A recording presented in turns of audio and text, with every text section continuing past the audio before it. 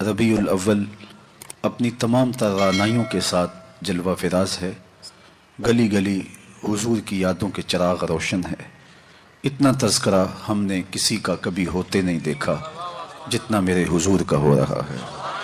میرے امام نے کہا تھا، کان جدھر لگائیے تیری ہی داستان ہے، گھر گھر انہی کی باتیں ہیں، ہر لب پہ انہی کی نعتیں ہیں۔ صدیوں قبل حضور اس دنیا پہ جلوہ گر ہوئے تھے، لیکن ماحول کی شگفتگیاں بتاتی ہیں جیسے کوئی کل ہی گزر کے گیا ہو۔ زمین سے آسماں تک، آسماں سے لامکاں تک ہے، کہاں کھولے تھے گیسو یار نے، خوشبو کہاں تک ہے۔ اہل ایمان کے سینے ذکر رسول سے معطر ہیں، سرشار ہیں، روحیں ان کی قرار اور تسکین پاتی ہیں جب کسی کے لبوں پہ حضور کا نام لیا جائے۔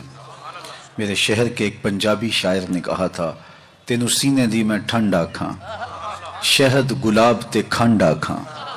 پروفیسر انور مسعود صاحب ہیں تو مزاحیہ شاعر، لیکن نعت لکھنے پہ آئے تو قلم توڑ دیا۔ ان کا نام لبوں پر آئے، میٹھا میٹھا منہ ہو جائے، ان کے بول بہاروں جیسے اور اصحاب ستاروں جیسے، ان سا پیارا اور نہ کوئی، ان سے بچھڑ کے لکڑی روئی، جب وہ سیر کو جایا کرتے سر پہ بادل سایہ کرتے۔ شیخ مہدی الفاسی مطالع المسرات شرح دلائل الخیرات میں لکھتے ہیں، حضور کا ذکر سن کر جس شخص کے کلیجے میں ٹھنڈ نہیں پڑتی، اس کے سینے میں دھڑکنے والا دل کسی مومن کا دل ہی نہیں ہے۔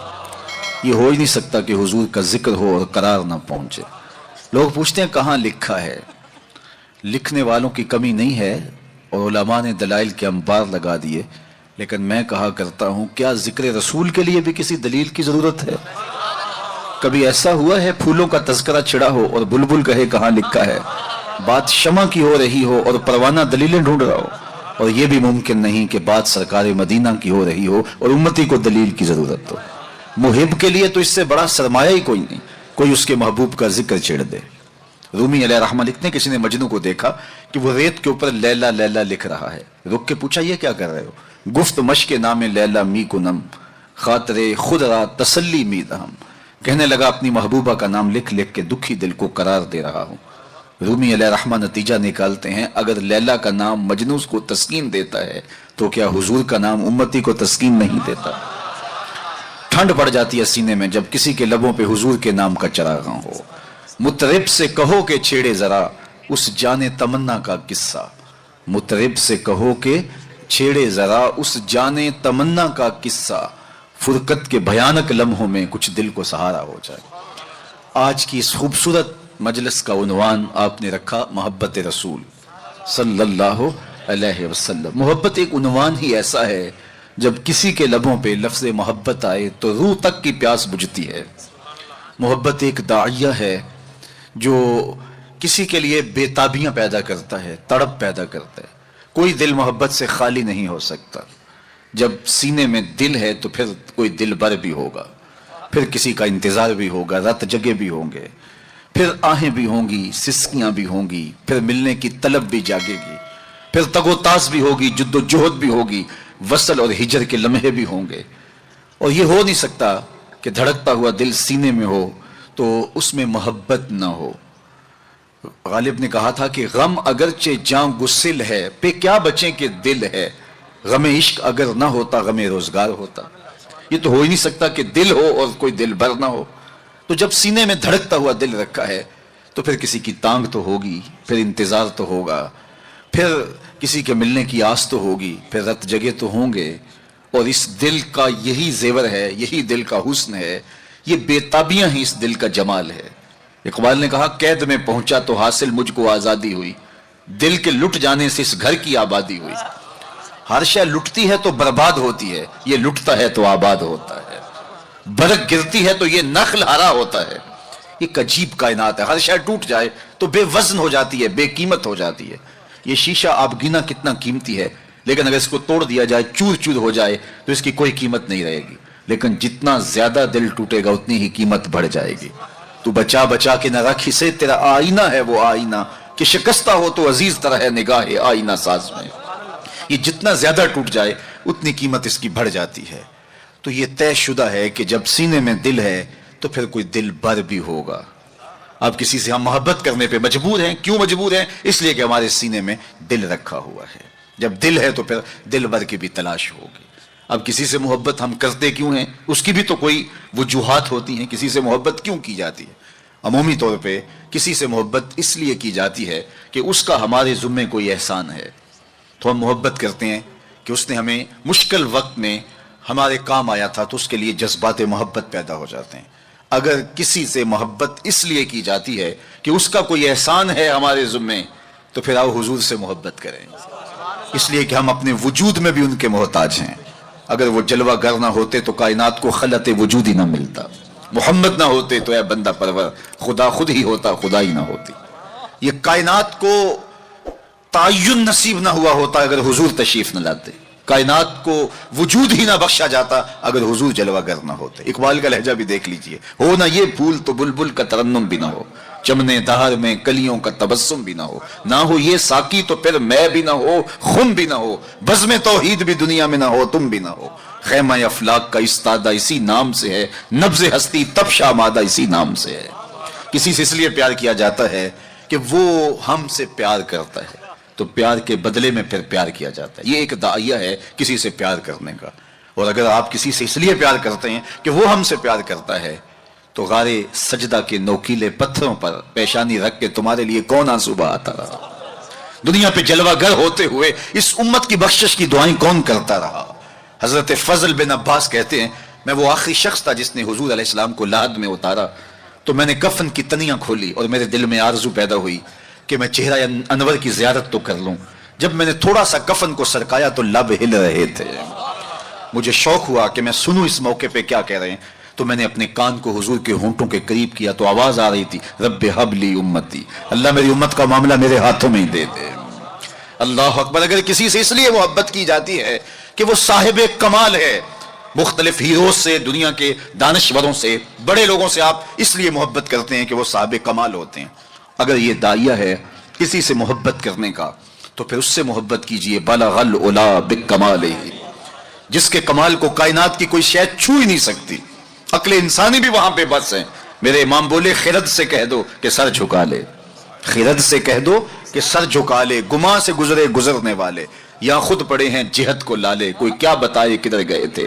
सुराग ऐनो मता कहां था, नशाने कैफो इला कहां था, न कोई साथी न कोई राही, न संगे मंजिल न मरहले थे। कमाने इमकान के झूठे नुक्तों तुम अव्वल आखिर के फेर में हो। मुहीत की चाल से पूछो किधर से आए किधर गए थे, कोई हद है उनके उरूज की बलगल उलाबे कमाल। अगर किसी से इसलिए प्यार किया जाता है कि वो साहिबे कमाल है, तो मेरे महबूब के कमाल अज़मतों को देखो। यहां तो जिब्रील भी हाथ बांध के खड़ा है और वो ऊपर जा रहे हैं। हजरत अबुल हसन रफाई कहते हैं, मैंने एक दिन रूहानी तौर पे परवाज की। आली मर्तबत उलमा से पूछिए, रूह परवाज कर सकती है? मेरी रूह जंग आलूद हो तो मैं पाक लोगों की रूह पर अपनी रूह को कयास न करूं और इस हकीकत का इनकार न कर दूं। रूहें आप देखते हैं ख्वाब में कहां से कहां पहुंच जाती हैं, तो रूहों की परवाज मुमकिन है। तो वो कहते हैं कि मैं 7 लाख अर्श उबूर कर गया, मेरी रूह ने इतनी परवाज की। आवाज आई कि कहां जा रहे हो? तो मैंने कहा, मालिक मेराज की शब जिस अर्श की छाती पे महबूब के कदम लगे थे, मैं उस अर्श को देखने के शौक में आया हूं। न सफर बशर्ते माल है, न तलब बकैदे सवाल है, फकत एक सैरिये ज़ौक़ को मैं भटक रहा हूं कहां कहां। मेरे दिल की ये खलवतें कई बार सज के उजड़ गई, मुझे बारहा ये गुमा हुआ तुम आ रहे हो कशां कशां। कहा मैं तो सच की तलाश में निकला हूं। तो फिर आवाज आई, इरजे ला वसूल अला का, अबुल हसन पलट जाओ, तुम करोड़ों साल भी परवाज करो, जिस अर्श की छाती पे महबूब के कदम लगे थे वहां तुम्हारा ख्याल भी नहीं पहुंच सकता। जिस नबी के कदम इतने ऊंचे हैं उस नबी का सर कितना ऊंचा होगा। कोई हद है उनके उरूज की, बलगल उलाबे।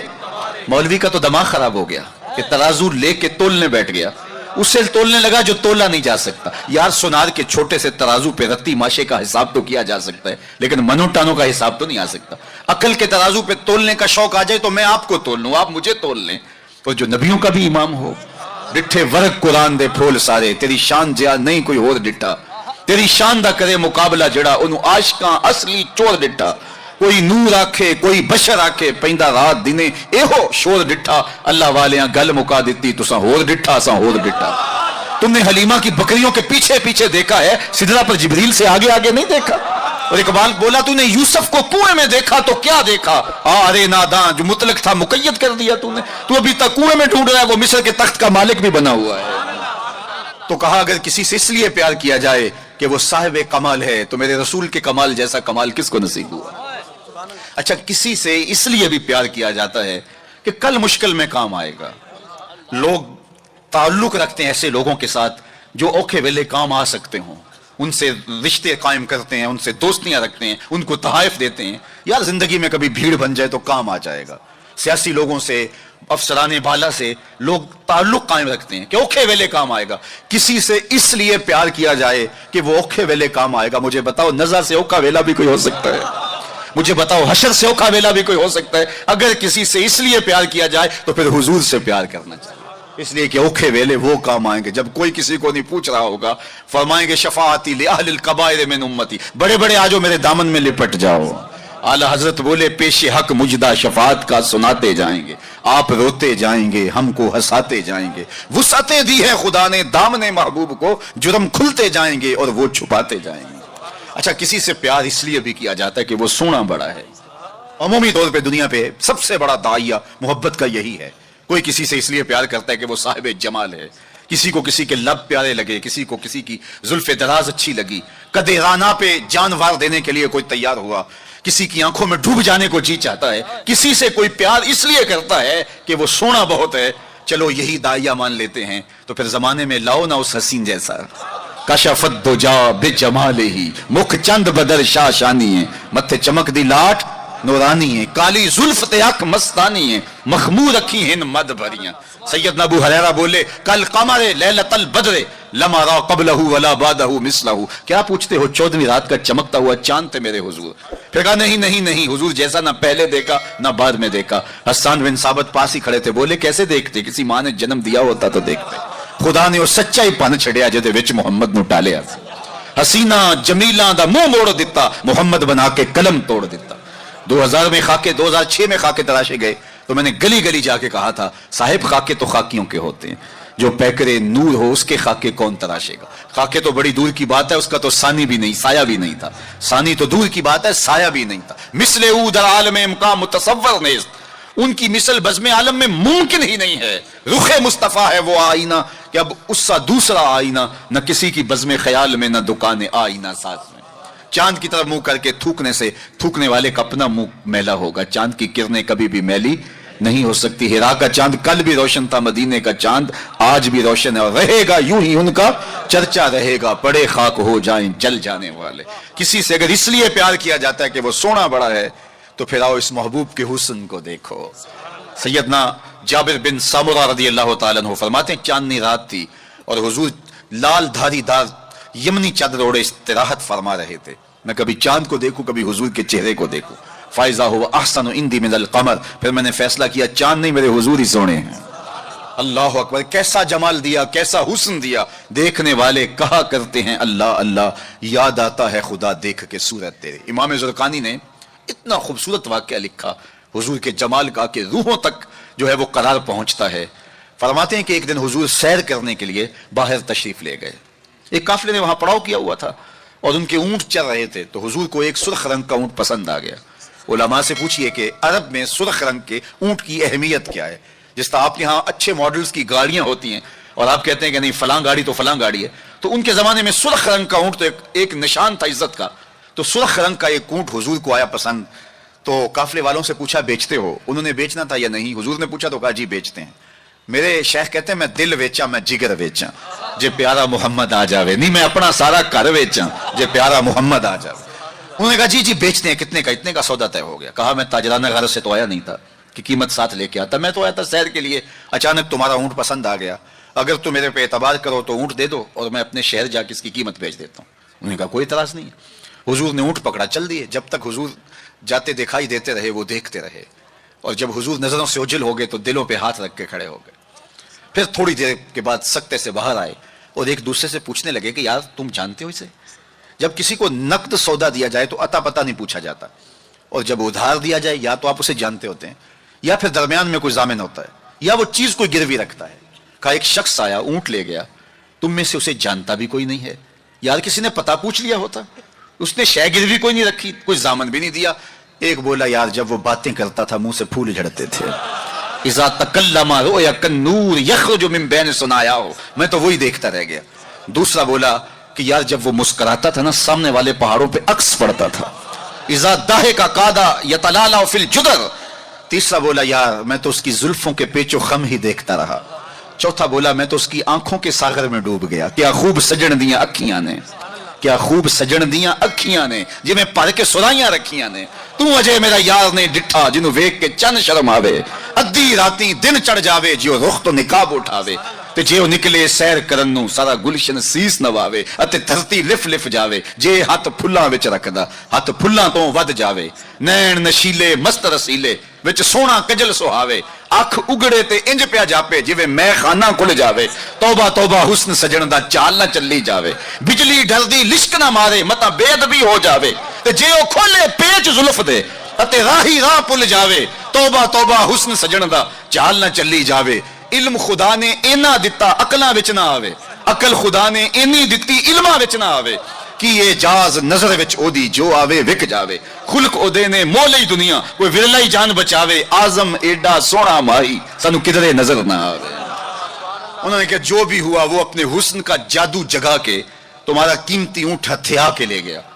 امام زرقانی لکھتے ہیں جب انہوں نے کہا ہتھیا کے لے گیا تو اب تک خاموش بیٹھی قافلے کے سردار کی بیوی نے خیمے کا پردہ سرکایا اور ان سے مخاطب ہو کے کہا آنا ضامنۃ لثمن جملکم لا یقدر بکم. خبردار اس کے خلاف کوئی بات کی تو اگر وہ قیمت نہ دینے آیا تو مجھ سے لے لینا, میں ضامنہ ہوں. انہوں نے کہا اچھا اچھا تو اسے جانتی ہے؟ کہا واللہ میں بھی نہیں جانتی.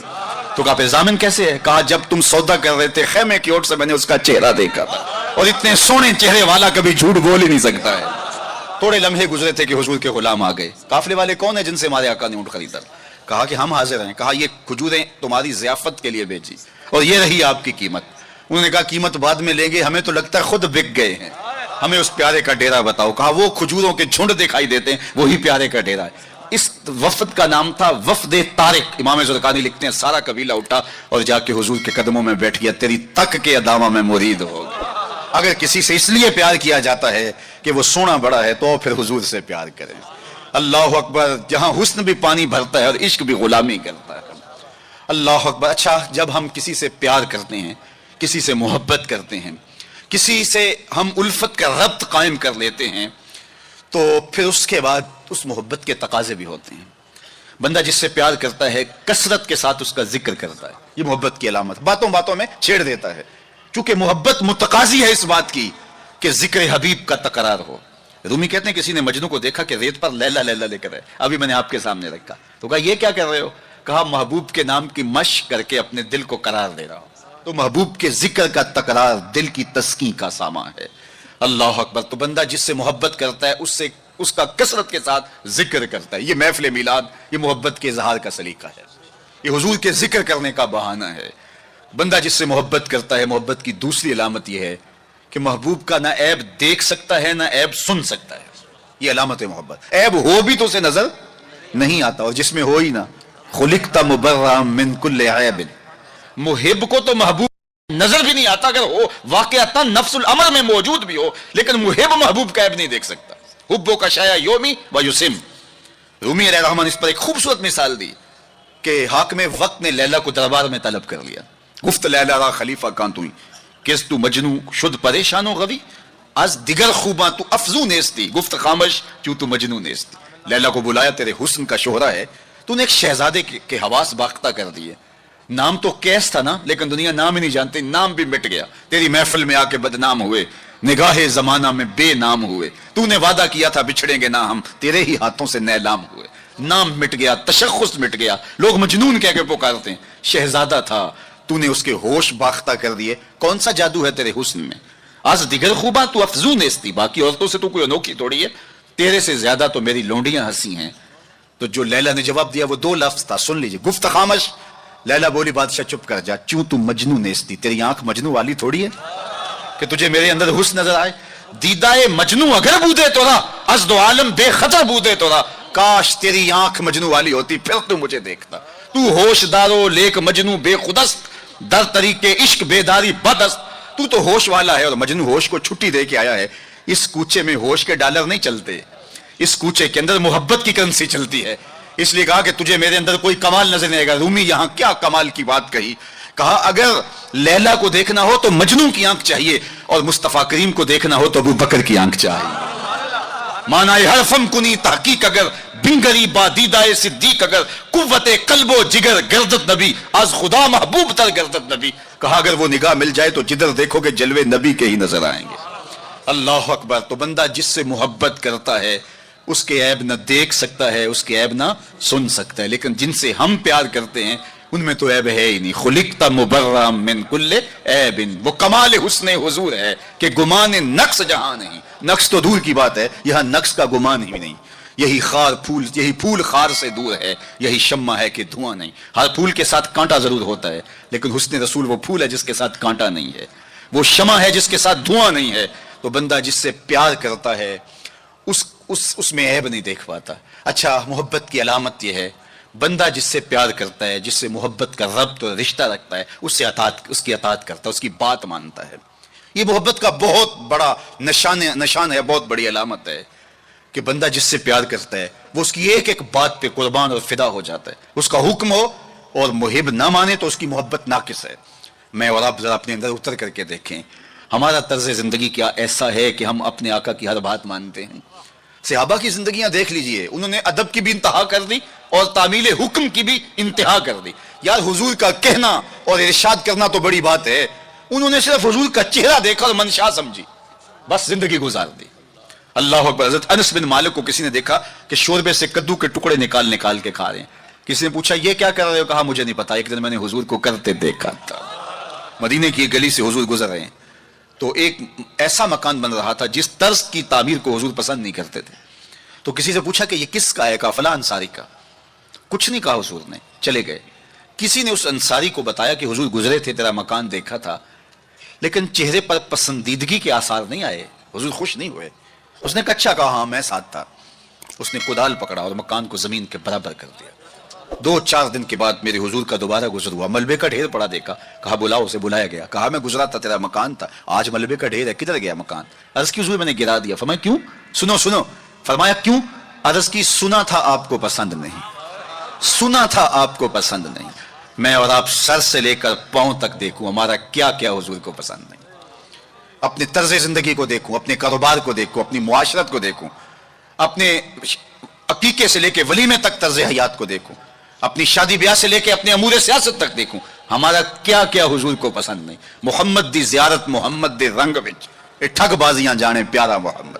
اگر ان سے ہم نے دعوی محبت کیا ہے تو اس کی دلیل فراہم کرنا ہوگی.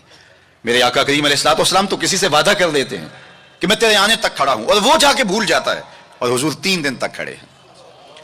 قضائے حاجت کے لیے جاتے ہیں، پھر آ کے کھڑے ہو جاتے ہیں کہ میں نے وعدہ کیا تھا تیرے آنے تک کھڑا ہوں، وہ بھی نہیں آیا. 3 دن راتیں گزر جاتی ہیں.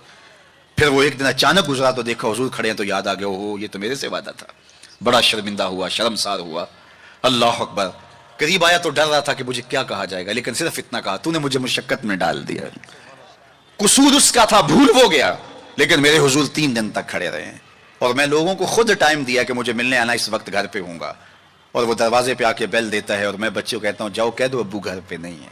میں کیسا عشق رسول ہوں، کیسے میں حضور کے عشق کا دعویٰ کرتا ہوں. اگر میرے سینے پہ حضور کے نام کا بیج لگا اور میں دکان پہ بیٹھا ہوں تو گاہک کو تسلی ہونی چاہیے اس کے سینے پہ حضور کے نام کا بیج لگا، یہ کم تول ہی نہیں سکتا. یہ عشق رسول ہے. یہ سارا دن جو ہے وہ یوں بیٹھ کے چلا جائے گا، 2 نمبر مال نہیں بیچ سکتا، اس لیے کہ یہ عشق رسول ہے. کوئی رشتہ کرنے آئے تمہارے گھر کے چھت پر میرے حضور کے نام کا جھنڈا لگا ہے، اسے کسی سے نہ پوچھنا پڑے کہ یہ کیسا شخص ہے، اسے پتا چل جائے یہ عاشق رسول ہے. میرے استاد فرمایا کرتے تھے صاحب کسی کو پوچھنا بھی نہ پڑے، تجھے بتانا بھی نہ پڑے، تمہارا طرز زندگی ایسا ہونا چاہیے تم دور سے آ رہے ہو لوگ پہچان کے کہو وہ دیکھو آقا کا غلام آ رہا ہے. ہمارا طرز زندگی اتنا خوبصورت ہو، ہمارا انداز حیات اتنا خوبصورت ہو. چوں بنا میں مصطفیٰ خانم درود از خجالت آب می گردد وجود عشق می گوید کے محکوم غیر سینہ تو از بتا مانند دیر تا نداری از محمد رنگ و بو بر زبان از درود خود میالہ نام او. کہا کہ جب تو حضور پہ درود پڑھتا ہے تو ذرا اپنے اندر بھی اتر کے دیکھ کس کا نام لے رہا ہے اور تیرے اپنا طرز حیات کیا ہے. یاری لا تو پاک نبی سنگ اے پر پوری یاری پھر درود قبول ہے تیرا لکھ نہ لو ایک واری. اور آپ کو ایک اور بات بتاؤں، جتنی بھی محبتیں ہیں وہ انسانوں کو توڑتی ہیں، حضور کی محبت آپس میں جوڑتی ہے۔ یہ باہمی محبت کا سبب اور ذریعہ ہے۔ اقتدار کی ایک کرسی ہے، دو چاہنے والے، الیکشن ہو گیا، چونکہ محبوب مطلوب ایک ہے، چاہنے والے کئی ہیں، ایک کے دو چاہنے والے رقیب کہلاتے ہیں نا۔ یہ تو میرا محبوب تھا، تم نے کیوں دیکھا، لڑائی تک نوبت جا پہنچی، قتل و غارت تک معاملہ جا پہنچا۔ ایک کے دو چاہنے والے رقیب کہلاتے ہیں، اور یہاں ایک کے اربوں چاہنے والے آپس میں حبیب کہلاتے ہیں۔ چوں گلے صد برگ مارا بو یکیست، اقبال بولا، چوں گلے صد برگ مارا بو یکیست، او کے جانے ای نظاموں او یکیست، مستے چشمے ساکیے بتہاز تیم، در جہاں مثل مو می ناز تیم۔ ہزاروں قومیں وجود میں آئیں، دہر میں خشک و تر کے رشتے سے، ہم نے بنیاد دوستی رکھی یاد خیر البشر کے رشتے سے۔ تو اس لیے آئیے ہم حضور کے نام پہ جڑے۔ یہ امت 73-72 فرقوں میں کیوں بٹ گئی؟ یہ میرے رسول کا دیا ہوا دین تو نہیں تھا۔ ہم ایک دوسرے کے گریبان نوچنے لگے، پھر ہر فرقے کے اندر لابیاں، اور پھر ہر لابی کے اندر کئی جماعتیں اور گروہ بندیاں۔ حضور نے تو ہمیں وحدت کا درس دیا تھا، حضور نے ہمیں محبت کا سبق پڑھایا تھا۔ میں آج بھی پوری دنیا پہ یہ کہتا ہوں، آؤ محبت رسول پہ آ جاؤ۔ محبت رسول پہ آ جاؤ گے تو فرقے خود بخود دم توڑتے چلے جائیں گے۔ یہ ہماری محبت ناقص ہے کہ ہم آپس میں الجھ رہے ہیں۔ اگر محبت کامل ہو تو پھر ایک ایسی برادری بنتی ہے جس میں صہیب روم سے آتے ہیں، سلمان فارس سے آتے ہیں، بلال حبشے سے آتے ہیں، صدیق اکبر مکے سے ہیں، سعد مدینے سے ہیں، لیکن آپس میں اخوت پیدا ہوتی ہے۔ یہ بھائی چارے کی بنیاد اور ضمانت ہے۔ تو چوں گلے صد برگ مارا بو یکیس، او کے جانے ای نظاموں او یکیس۔ میرے استاد ایک شعر جھوم کے پڑھا کرتے تھے، اور آج میں وہ آپ کی نظر کر رہا ہوں، آپ کے ذوق کی تسکین کے لیے، کہ محمد کی وساطت سے محبت تیری میری ہے۔ میں آپ کے شہر میں پہلی مرتبہ آیا ہوں، دارالسلام کا نام سنا تھا، یہاں ایک سنی کانفرنس کسی زمانے میں ہوئی تھی، سروں کا ہجوم تھا، محبتوں کی کیفیات تھی۔ مجھے شوق تھا کہ میں بھی اس بستی کے مکینوں کو دیکھ آؤں، لیکن آپ کی آنکھوں میں چمکتا ہوا پیار، پیشانیوں پہ لکھی ہوئی محبت۔ میرا تو آپ کا پہلا تعارف ہے، میری آپ کی برادری الگ ہے، میرا آپ کا کوئی کاروباری سانج نہیں ہے، لیکن آپ کے دل میں میرے لیے محبت اور میرے دل میں آپ کے لیے دعائیں، یہ رشتہ قائم کیسے ہوا؟ تو میرے استاد جھوم کے پڑھا کرتے تھے، محمد کی وساطت سے محبت تیری میری ہے، محبت اصل ہے ان کی، نہ تیری ہے نہ میری۔ تو یہ وہ بنیاد ہے محبت کی۔ اور ایک بات اور کروں کہ جتنی بھی محبتیں ہیں، وہ غالب نے کہا تھا نا، عشق نے غالب نکما کر دیا، ورنہ ہم بھی آدمی تھے کام کے۔ ایک وہ عشق بھی ہے جو اچھے بھلے انسان کا بیڑا غرق کر کے رکھ دیتا ہے، اور وہ منہ چھپاتا پھرتا ہے۔ وہ عشق نکما کر دیتا ہے، صلاحیتوں کو جو ہے وہ زائل کر دیتا ہے۔ ایک وہ عشق ہے، اور یہ وہ عشق ہے جو بلال کو پستیوں سے اٹھا کے کعبے کی چھت پہ کھڑا کر دیتا ہے۔ یہ بندہ نواز عشق ہے۔ اور یہ بھی سنیے کہ جتنے بھی عشق ہیں ان کا انجام رسوائی ہوتا ہے۔ میں سویر سے لے کر شام تک سڑکوں پہ سفر پہ ہوں۔ کل شیخو پورے تھا، پھر آج دھوبی گھاٹ، تو اب آپ کے پاس کل اگلی منزل، وہ کبھی کیا کسی نے کہا، کبھی عرش پر، کبھی فرش پر، کبھی ان کے در، کبھی در بدر، غم عاشقی تیرا شکریہ، میں کہاں کہاں سے گزر گیا۔ میں ایک دن سیالکوٹ سے واپس آ رہا تھا، تو راستے میں ایک جھونپڑا بنایا تھا کسی ملنگ نے، تو اس کے اوپر لکھا تھا سڑکوں والی سرکار۔ تو میں نے اپنے ساتھی سے کہا کہ یہ تو کنارے والی سرکار ہے، سڑکوں والی سرکار تو ہم ہیں، کہ سویر سے لے کر شام تک سڑکوں پہ ہی رہتے ہیں۔ تو جو بندہ سڑکوں پہ رہے تو اس کے تجربات بھی فضول تر ہوتے ہیں۔ تو آپ نے گاڑیوں کے پیچھے لکھے جملے لکھے پڑے ہوں گے، میں تو روز ان مراحل سے گزرتا ہوں، کبھی کسی ٹرک کے پیچھے کچھ لکھا ہے، وہ لکھنے والے کے، اس ڈرائیور کے نفسیات کا خلاصہ ہوتا ہے۔ تو کئی جملے تڑپا دیتے ہیں، کئی رلا دیتے ہیں، کوئی ایسے جملے ہوتے ہیں کہ پھر ہنسی نہیں تھمتی، اور کچھ ایسے جملے بھی ہوتے ہیں کہ جو ہے وہ لفظ سل جاتے ہیں۔ ایک جملہ آپ نے بھی پڑھا ہوگا اور بار بار پڑھا ہوگا، صنم بے وفا۔ تو میں اپنے دوستوں کو پوچھتا ہوں یہ بتاؤ کیا لکھا ہے، تو وہ کہتے ہیں جناب آپ بھی تو پڑھ رہے ہیں۔ میں نے کہا اس کا مطلب کیا؟ کہتے ہیں جناب آپ بتا دیجئے۔ میں نے کہا یہ تحریری احتجاج ہے، کسی نے کسی سے پیار کیا ہوگا اور بے وفائی کے لیے آج اپنی بھڑاس نکال رہا ہے، غصہ نکال رہا ہے۔ تو میں کہا صاحب تو نے پیار اس سے کیا جس نے بے وفائی کی، تجھے اس چوکھٹ پہ لے چلوں۔ جو ہاتھ پکڑتے ہیں تو حشر کے دن بھی نہیں چھوڑتے۔ تو محبت کا ربط ان سے قائم کیجئے، محبت کا رشتہ ان سے قائم کیجئے جو تمہارے لیے عزت کا باعث ہے۔ تم محبوب کا نام نہیں چھپاتے رہو گے، بلکہ تمہارے لیے قرارے جہاں ہیں، تمہارے لیے تسکینیں جہاں ہیں، ان کا نام اور ان کا ذکر تمہارے لیے راحتوں کا سما، وعلیکم السلام، تو ان کا ذکر راحتوں کا سما اور تسکین اور قرار کا ذریعہ بن جائے گا۔ تو یہ وہ نام ہے جو عزت نواز۔ میں تو یہ کہتا ہوں کہ یہ محبت ہمارے لیے عزت کا سبب ہے۔ اعلیٰ حضرت نے کیا خوب کہا، جس کا حسن اللہ کو بھی بھا گیا، جس کا حسن اللہ کو بھی بھا گیا، ایسے پیارے سے محبت کیجئے۔ ایسا تو نہیں کہ محبوب کا نام چھپاتے پھریں، بلکہ یہ وہ محبت ہے، وہ بندہ نواز محبت ہے کہ جو ہمارے لیے باعث فخر و مباحات ہے، ہمارے لیے باعث عزت ہے۔ اعظم چشتی نے تو قلم توڑ دیا، اپنا معیار زمانے سے جدا رکھتے ہیں، ہم تو محبوب بھی محبوب خدا رکھتے ہیں۔ وہ گلیوں میں آوارہ پھرنے والا کوئی شخص محبوب تھوڑا ہے کہ شرمندگی ہو؟ ہمارا محبوب تو وہ ہے کہ جو عرش کی راہوں کا سیاح ہے نا۔ تو یہ ناز ہے، یہ فخر ہے ہمارے لیے۔ تو پھر جس سے محبت کی جاتی ہے اس کی محبت کا ایک تقاضا، میری بات اپنے اختتام کو پہنچے، کہ بندہ جس سے محبت کرتا ہے اس کی فکر کو اختیار کرتا ہے اور اس کو اپنی روح میں اتارتا ہے، اور پھر اس کا مبلغ بن جاتا ہے، اس فکر کے ابلاغ کے لیے اپنی صلاحیتوں کو صرف کر دیتا ہے۔ تو میں اور آپ اگر آقا و مولا سے محبت کرتے ہیں، حضور سے الفت کا ربط و رشتہ رکھتے ہیں، تو ان کا لایا ہوا نظام حیات ہماری روحوں میں اترنا چاہیے۔ ہمارے طرز زندگی اس بات کی گواہی دیں کہ ہم حضور کے غلام ہیں، اور پھر اس خوشبو کو اطراف عالم اور اکناف جہاں کے اندر ہم پھیلا کر کے جو ہے وہ اس منصب کو ادا کرنے کی کوشش کریں، اور ہماری زندگی اس کی گواہی دے۔ صحابہ نے اپنی زندگیاں اس مقصد کی خاطر لگائیں اور شب و روز ایک کر کے رکھ دیا۔ آج اصحاب رسول کی قبریں پوری دنیا کے اوپر ہمیں ملتی ہیں۔ یار مدینہ المنورہ کو دیکھنے کے لیے لوگ تڑپتے ہیں، تو یہ شہر مدینہ چھوڑ کے چلے کیوں گئے؟ اور اس ٹھنڈی چھاؤں کو چھوڑ کے کوئی کہاں جا کے دفن ہوا، کسی نے کہاں جان وار دی؟ تو اصل بات یہ ہے کہ محبوب کا مشن عزیز ہوتا ہے، محبوب کی فکر عزیز ہوتی ہے۔ وہ کسی نے کہا تھا نا، میں مر کے بھی زندہ ہوں اہل وفا کی محفل میں، میری محفل میں آ میرا مزار نہ پوچھ۔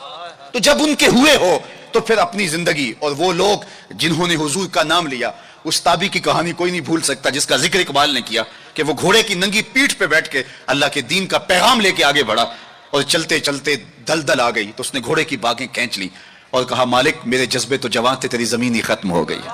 اس پہ اقبال نے کہا تھا، دی اذانے کبھی یورپ کے کلیساؤں میں، کبھی افریقہ کے تپتے ہوئے صحراؤں میں، دشت تو دشت دریا بھی نہ چھوڑے ہم نے، بحر ظلمات میں دوڑا دیے گھوڑے ہم نے۔ تو آج میں اور آپ ان جذبوں سے سرشار ہوں گے، لیکن وہی بات جو میں عرض کر چکا، اس کا آغاز ہماری اپنی ذات سے ہوگا۔ ہمارا عمل گواہی دے گا، ہمارا رویہ گواہی دے گا، ہمارا طرز زندگی گواہی دے گا۔ ہم دوسروں کو مسلمان کرنے کے لیے بے چین ہیں، ذرا 2 لمحوں کے لیے اپنے اندر بھی اتر کے دیکھو، یہ پاپی بھی سیدھا ہوا ہے کہ نہیں ہوا، اس من کے اندر بھی روشنی ہوئی ہے کہ نہیں ہوئی۔ میں تو میلاد کے موسم میں گلی گلی کہتا رہا، تمہیں مبارک کو تم نے جھنڈیاں لگائیں، مجھے اچھا لگا تم نے گھروں کی چھتوں پہ چراغاں کیا، لیکن کوئی جھاڑو لے کے دل نگر میں بھی آنا، کہیں دل کی گلیاں اندھیر نگر نہ رہ جائیں، کوئی دیا، کوئی محبت کا چراغ دل میں بھی روشن کرنا۔ اگر دل کی دنیا آباد ہو گئی تو پوری کائنات روشن ہو گئی۔ میرے حضور نے فرمایا، انسان کے جسم میں گوشت کا ایک ٹکڑا ہے، اگر وہ صحیح ہو جائے تو پورا جسم صحیح ہو جاتا ہے، اگر وہ خراب ہو جائے تو پورا جسم خراب ہو جاتا ہے۔ پھر فرمایا، الا وہی القلب، سنتے ہو، گوشت کے اس ٹکڑے کا نام دل ہے۔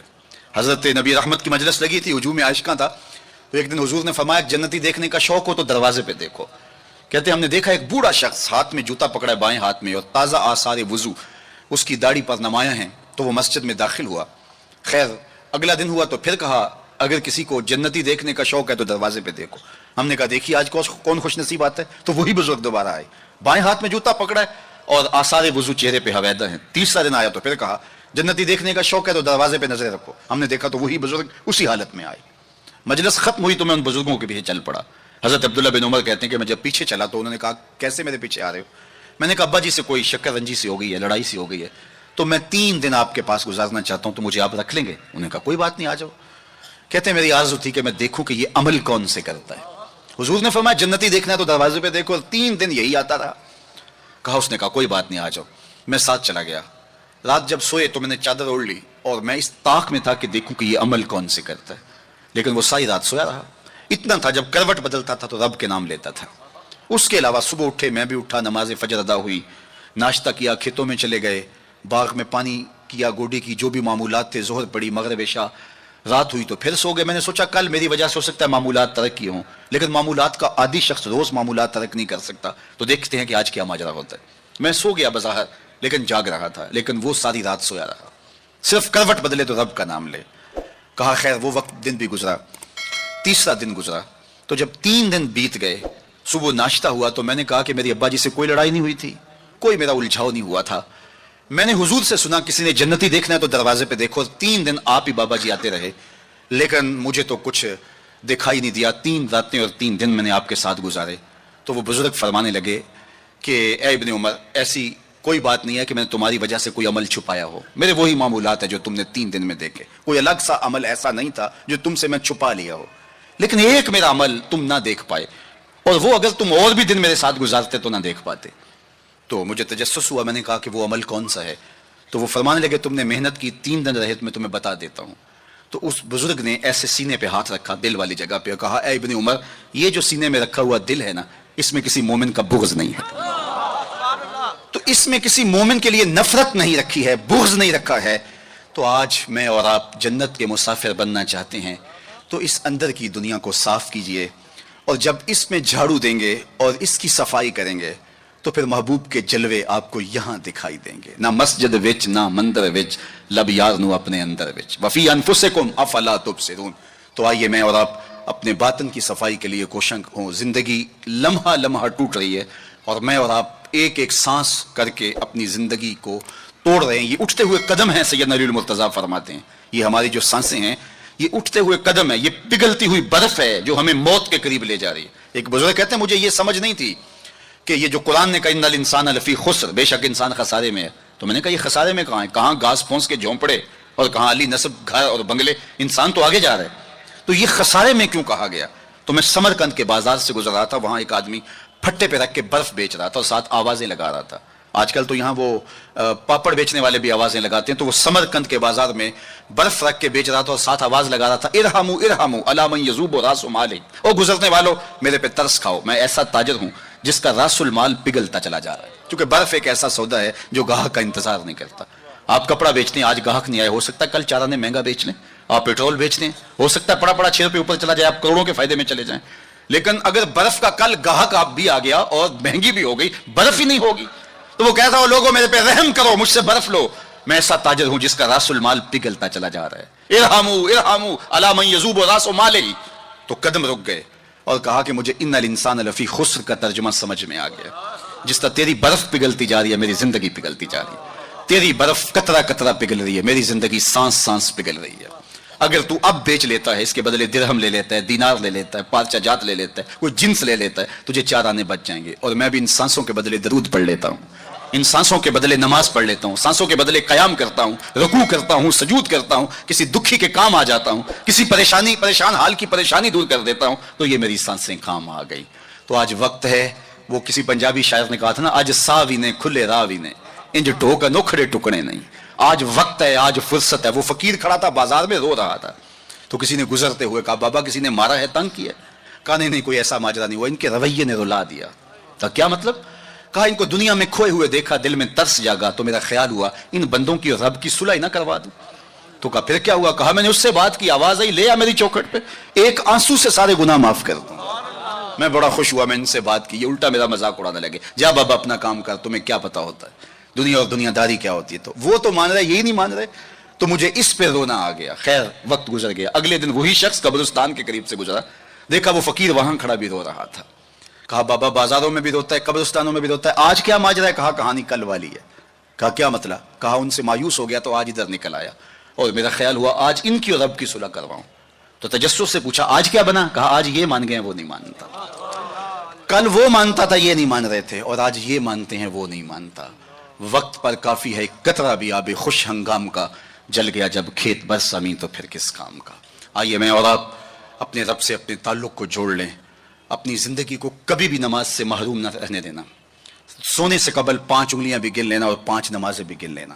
اس شخص سے بڑا بدبخت کوئی نہیں ہے جو رب کے حضور سجدہ ریز نہیں ہوتا ہے. یہ بد نصیبی ہے کسی شخص کی کہ اس کی پیشانی کو سجدے کا نور نصیب نہ ہو. بعض لوگ کہتے ہیں میں نہیں کرتا سجدہ. میں کہتا ہوں تو کون ہے بدبخت, تجھے رب اپنی چوکھٹ پہ بلاتا ہی نہیں. اتنا بد نصیب ہو گیا ہے کہ تجھے دھتکار دیا گیا, حی علی الصلاح حی علی الفلاح. 5 وقت صدائے دل نواز سنتا ہے لیکن تیرے قدم نہیں اٹھتے, تجھے توفیق نصیب نہیں ہوتی. اس سے معافی مانگ اور اپنی زندگی کو سجدوں سے آباد کر. مخلوق خدا کے ساتھ شفقت یہ اللہ اور اس کے رسول کی قربت کا ذریعہ ہے.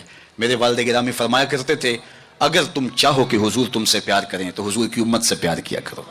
آپ کسی کے بچے کی گال سہلائیں, اس کو پیار کریں تو اس کے باپ کے دل میں آپ کے لیے پیار پیدا ہو جاتا ہے. تو حضور کی امت سے پیار کریں گے تو حضور تم سے پیار کریں گے.